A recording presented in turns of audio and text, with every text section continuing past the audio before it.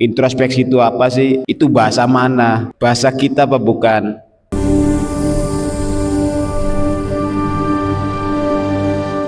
Introspeksi itu dari bahasa Latin yang asal katanya introspicere, yang berarti melihat ke dalam.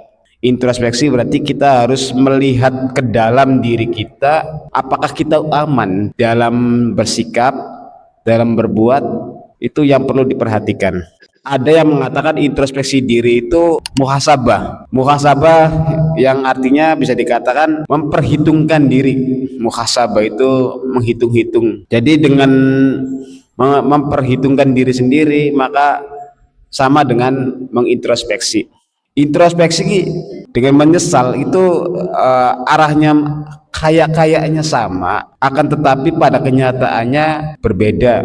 Kalau menyesal itu pasti permulaannya itu ada kesalahan, pasti ada hal-hal yang menjadi kita dalam kondisi kesialan, sehingga kita melihat ke belakang bahwa saya menyesal gitu. Sedangkan introspeksi itu fokusnya dalam perbaikan, memberikan ruang belajar dan berujung pada perubahan positif. Dalam kondisi belajar, introspeksi diri itu akan membangun kita menjadi perilaku pribadi yang lebih baik lagi, baik dalam cara belajar, kebiasaan belajar, menata diri dalam belajar. Itu akan melihat perbedaan jelas di antara masing-masing kita, siapa yang pandai mengintrospeksi diri dan yang tidak pernah atau jarang sama sekali melakukan introspeksi diri. Cara atau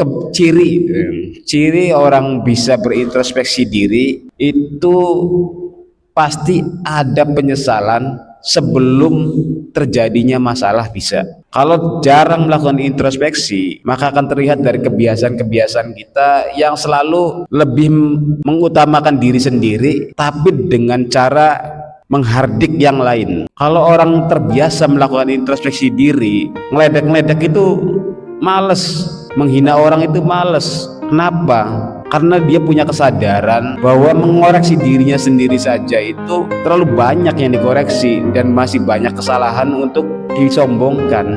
Maka dari itu, mulai dari sekarang kalau yang belum terbiasa, dan terus lanjutkan bagi yang sudah terbiasa untuk terus melakukan introspeksi diri. Walaupun pada permulaannya mungkin agak berat.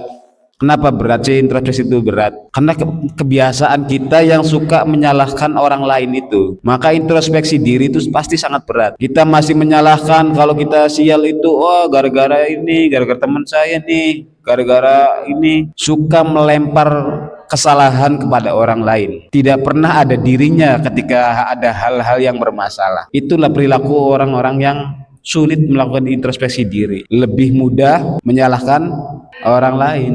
Jadi kalau sering melempar kesalahan ke orang lain, maka terlihat betapa besarnya keangkuhan yang kita lakukan jika masih suka melempar kesalahan kepada orang lain.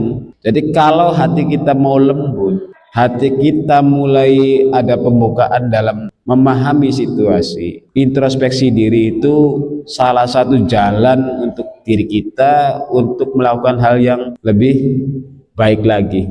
Kalau kita nggak melihat ke belakang, kok kenapa nilai saya jelek, kenapa saya harus remedial, kenapa saya kok ada yang harus ngulang, terus ujung-ujung kita nyalain, oh ibunya tuh sentimen, nggak ngasih nilai yang terbaik, bapaknya nggak ngasih nilai terbaik.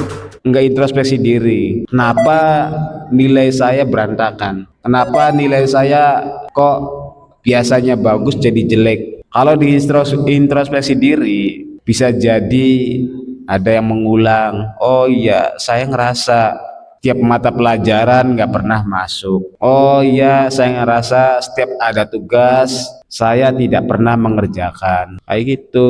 Jadi nggak fokus nyalain orang lain. Jadi orang yang pandai berintrospeksi diri itu akan lebih berhati-hati